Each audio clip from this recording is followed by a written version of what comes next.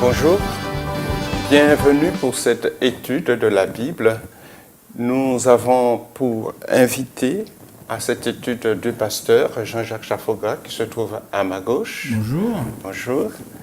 Et Mathieu Fleury qui se trouve à ma droite. Bonjour. Mes chers amis, avant de commencer cette étude qui se porte sur l'épître de Jacques, je vous invite à la prière avec toi, Jean-Jacques. Notre Dieu, notre Père Céleste, nous voulons te remercier de l'occasion que tu nous donnes de pouvoir réfléchir sur ta parole et plus particulièrement sur cette épître de Jacques. Puisses-tu nous guider par ton Esprit Saint et renouveler notre intelligence afin que nous en soyons enrichis. Au nom de Jésus-Christ, te prions et pour ta gloire. Amen. Amen. Amen.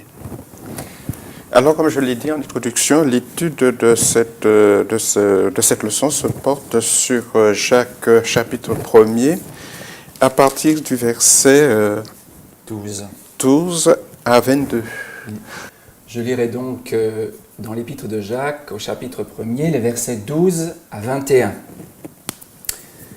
Heureux l'homme qui endure l'épreuve. En effet, après avoir été éprouvé, celui-là recevra la couronne de la vie qu'il a promise à ceux qui l'aiment.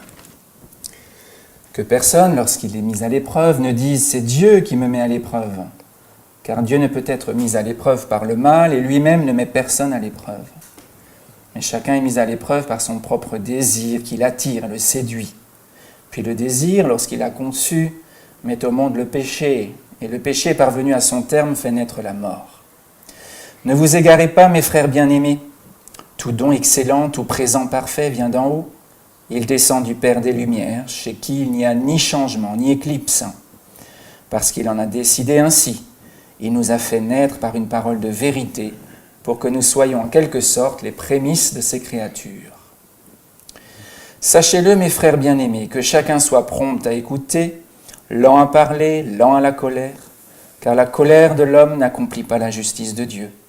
Aussi, rejetant toute saleté, tout débordement de malfaisance, accueillez avec douceur la parole qui a été plantée en vous et qui peut vous sauver. Oui. Dans ce passage, Jean-Jacques, il est fortement question de tentation. Peux-tu nous donner une explication ou une définition de la tentation? En quoi est-ce que c'est un problème pour les hommes?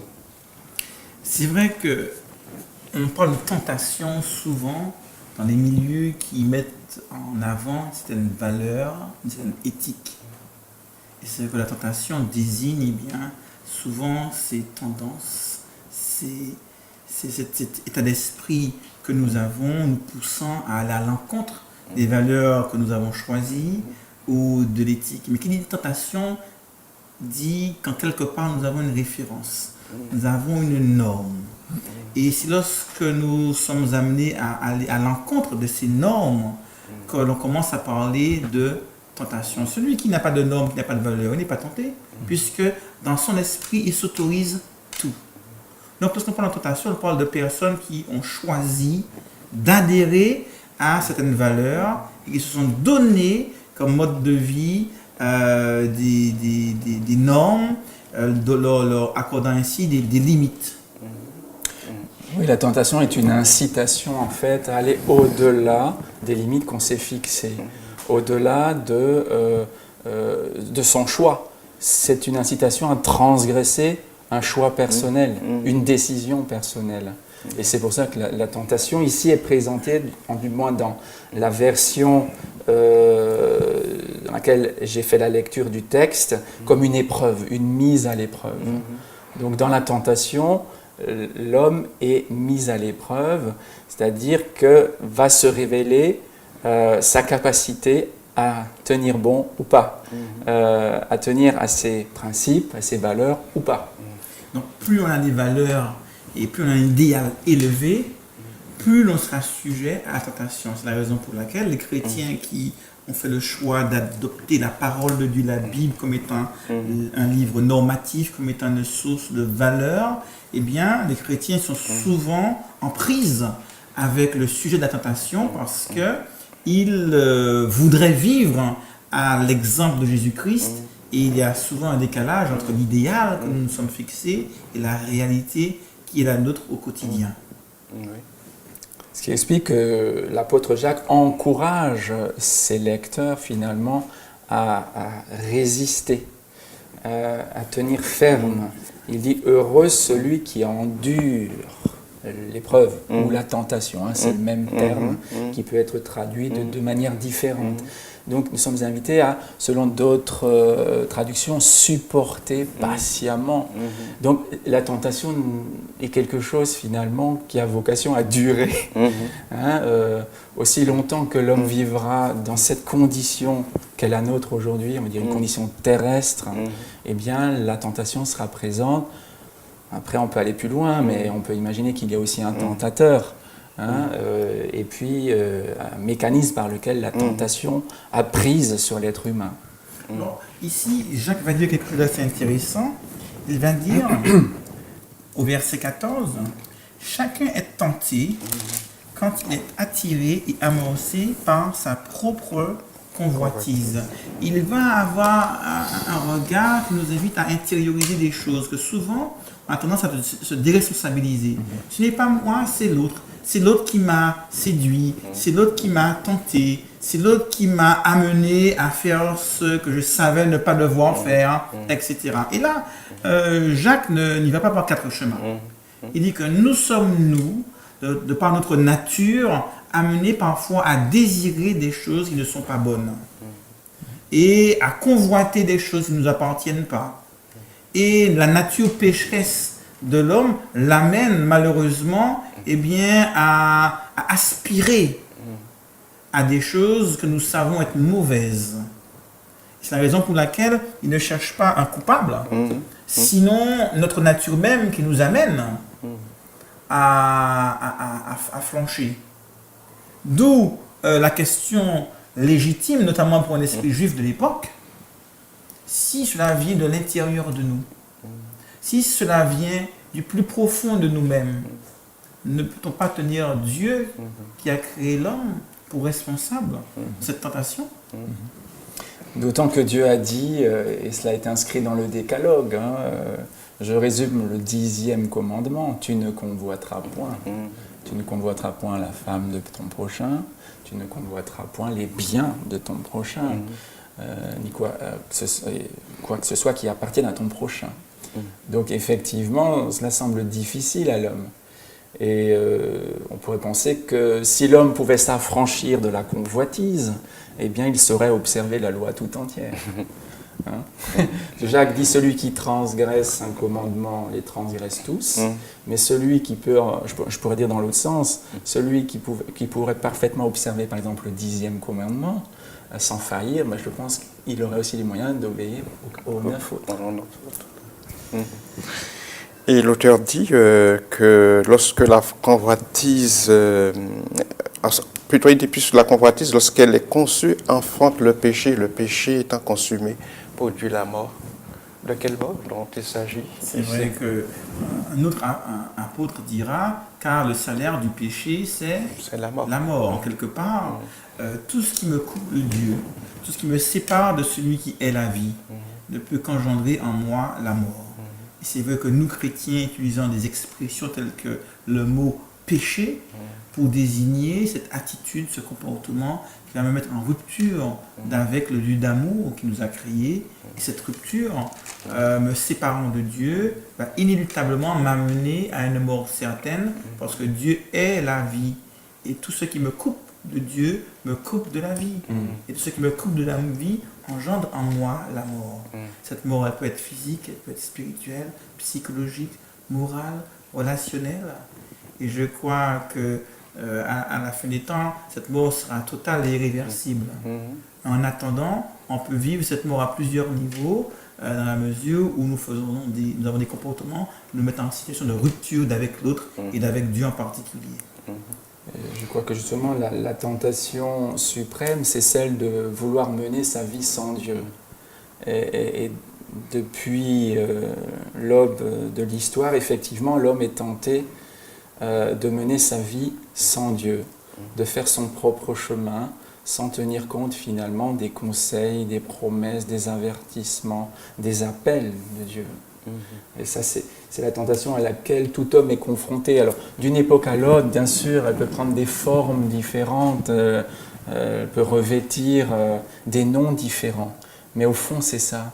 La tentation de l'homme, c'est de vouloir faire son salut, de vouloir faire sa vie, donc, indépendamment de Dieu. Et cela est proprement impossible. C'est tout à fait impossible. Donc l'apôtre Jacques va dire, eh bien, si vous cédez à la tentation, finalement, à la convoitise de notre façon, eh bien, vous allez connaître la mort parce qu'il n'y a pas de vie sans Dieu. C'est la raison pour laquelle il serait catégorique.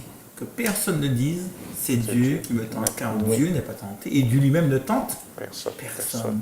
Le propos de Dieu et sa seule préoccupation, c'est le salut de l'humanité. Et à partir de là, lorsqu'il intervient, lorsqu'il interpelle, c'est toujours pour ramener l'homme sur la voie qui lui donnera la vie, qui donnera l'épanouissement, la voie d'amour. Maintenant, ce sont de belles paroles. Oui, mais bon. c'est beaucoup plus compliqué à mettre en œuvre. Et c'est vrai que la question que nos auditeurs se posent très souvent et qu'on retrouve dans beaucoup de nos communautés, très bien, je veux suivre Dieu, j'ai un idéal, mon modèle c'est Jésus-Christ, mes valeurs elles sont bibliques, pour moi la Bible elle est normative, mais à partir de là, comment faire pour résister à la tentation? Puisque je suis en prise à telle passion, à tel désir, à telle pensée, à telle habitude, comment résister à la tentation? Sachant que la tentation en tant que telle n'est pas le péché. Ça c'en est l'amorce, c'est certain. Et la tentation incite à la transgression des lois de la vie. Excuse-moi, selon toi, on peut être tenté sans pour cela pécher. Oui, exactement. Comme Jésus qui a été tenté dans le désert. Durant les 40 jours de son jeûne prolongé, et en particulier à la fin de ces 40 jours, lorsqu'il était très affaibli, c'est là justement que la tentation s'est faite plus forte et plus insistante, et qu'un tentateur s'est montré. Dans ce moment-là, effectivement, Jésus a été fortement tenté, donc éprouvé dans sa chair et dans son esprit. Et donc, il a fallu qu'il résiste à la tentation. Et là, effectivement, on se pose cette question, mais comment est-il possible de résister à la tentation, connaissant la faiblesse de l'homme? Mais Jean-Jacques, dis-moi, mais quelle est la différence entre la convoitise et la tentation? Je pense que la convoitise désigne une attitude de l'esprit où j'ai déjà fait un choix au fond de moi de désirer, de vouloir ce que l'autre a. Et lorsqu'on dit que le convoitera point, dans le 10e commandement, on est déjà en train de montrer l'attitude de la personne qui a déjà résolu en lui-même d'obtenir ou de mettre en œuvre ce qu'il faut pour obtenir, pour acquérir, pour voler, pour tricher, pour mentir, pour pouvoir avoir ce qu'il n'a pas. Même s'il ne l'a pas fait. Comment? Même s'il ne l'a pas fait, même s'il n'est pas passé à la consommation. Autrement dit, lorsque j'ai résolu de faire quelque chose en mon cœur, j'ai déjà franchi une ligne rouge entre la tentation et le fait de pécher. On pourrait dire que la convoitise, c'est la racine du péché, en fait. C'est déjà la racine. Elle est partie intégrante de ce qu'on peut appeler le péché. Mais c'est la partie cachée, en fait, du péché, la convoitise. Et c'est un bras de levier pour la tentation. C'est-à-dire la tentation se sert de la nature humaine, en fait, qui est encline à convoiter pour l'inciter à transgresser les lois divines. Donc on voit bien que je suis tenté parce que je suis exposé à quelque chose que dont je pourrais avoir besoin et que je n'ai pas. Mais seulement, je peux résister à cette tentation qui n'est pas encore au péché. Lorsque je suis résolu en mon cœur de mettre tout en œuvre pour l'avoir, que ce soit la tricherie, le vol ou que sais-je, j'ai déjà en mon cœur pris position. J'ai déjà fait un choix. Je suis déjà dans le péché de la convoitise parce que j'ai décidé d'obtenir ce que je n'ai pas de manière illégitime. Maintenant, cette tentation à laquelle nous sommes tous confrontés depuis notre plus tendre enfance, eh bien, il est possible d'y résister. Je crois que ça, c'est un message aussi très important.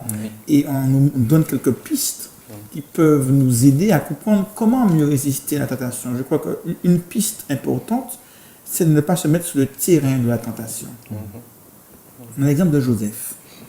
La femme de Potiphar a voulu le séduire, eh bien, il a pris la fuite. Je crois que si je m'expose à quelque chose, je me mets dans une situation où je serai tenté de faire, de voler, de tricher, aller à l'encontre de mes valeurs ou de mes normes, en me mettant sur le terrain de la tentation, je m'expose. Et je crois que la première piste pour résister à la tentation, c'est justement de ne pas se mettre sur le terrain de la tentation. Exactement, exactement. C'est une attitude de prudence finalement. Je ne vais pas tirer la queue du diable parce que je risquerais fort de me faire effectivement tuer. Donc ça c'est une première attitude qui me semble extrêmement sage. C'est-à-dire on va éviter la tentation ou si elle se présente, on lui tourne le dos, on la fuit. Et puis il y a aussi ce que le psalmiste nous invite à faire, c'est à savoir nous nourrir de la parole de Dieu, justement pour qu'elle habite en nous, pour qu'elle nous donne sa force.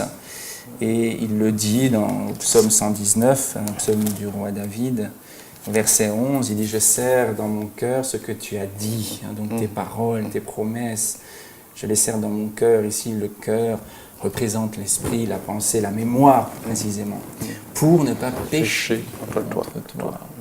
Donc la parole de Dieu est un garde-fou, parce qu'elle me rappelle effectivement quel est le désir de celui qui m'a créé pour moi, quelles sont les conséquences néfastes, malheureuses, toujours regrettables du péché, et quelles sont aussi les récompenses du juste, donc de celui qui résiste vaillamment à la tentation et qui en triomphe. C'est le but. Et la troisième piste possible également, c'est de se laisser régénérer et renouveler par l'Esprit de Dieu.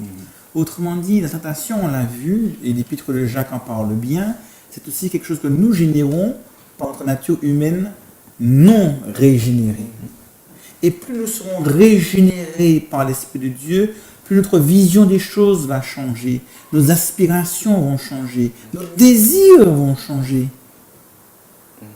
Et donc, c'est essentiel de pouvoir se laisser guider, transformer, renouveler par l'Esprit de Dieu, parce que celui qui est renouvelé par l'Esprit de Dieu n'a plus les mêmes aspirations. Donc effectivement, ici, au verset 16 et 17, l'apôtre dit ceci, « Ne vous égarez pas, mes frères bien-aimés, tout don excellent, tout présent parfait vient d'en haut. » Donc il nous invite à nous tourner vers Dieu, parce que c'est lui qui a la solution. Et toi, tu parlais d'une régénération. C'est effectivement ce qui est proposé ici, parce que le verset 18 continue ainsi, « Il en a décidé ainsi, il nous a fait naître par une parole de vérité. » Donc c'est une allusion ici à la nouvelle naissance dont a parlé Jésus à Nicodème en son temps, n'est-ce pas? Et on voit que nous sommes appelés à résister et faire le choix. Faire le choix, nous l'avons dit, de ne pas rester sur le terrain de la tentation, faire le choix de nous plonger dans la parole de Dieu pour la sceller dans notre cœur, faire le choix de nous laisser régénérer par la parole de Dieu, et tous ces choix vont nous amener à faire des choix pour dire non à ceux qui va à l'encontre des valeurs bibliques.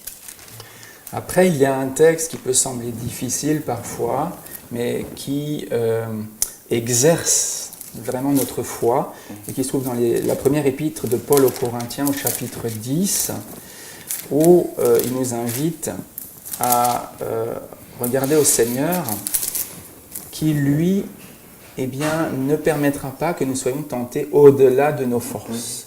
Alors, parfois, il peut nous sembler que la tentation est plus forte que nous n'avons pas les moyens de vaincre, mais il y a là une promesse à laquelle nous devons nous accrocher, nous, les êtres humains, faillibles, sujets à l'erreur.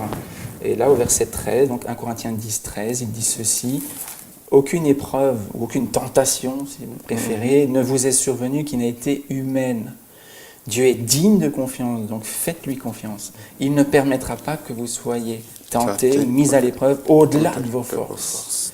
Ça, c'est quand même à souligner. Avec l'épreuve ou la tentation, il ménagera une issue pour que vous puissiez la supporter. Et là, on rejoint ce qu'a écrit Jacques, qui nous invite à supporter cette situation.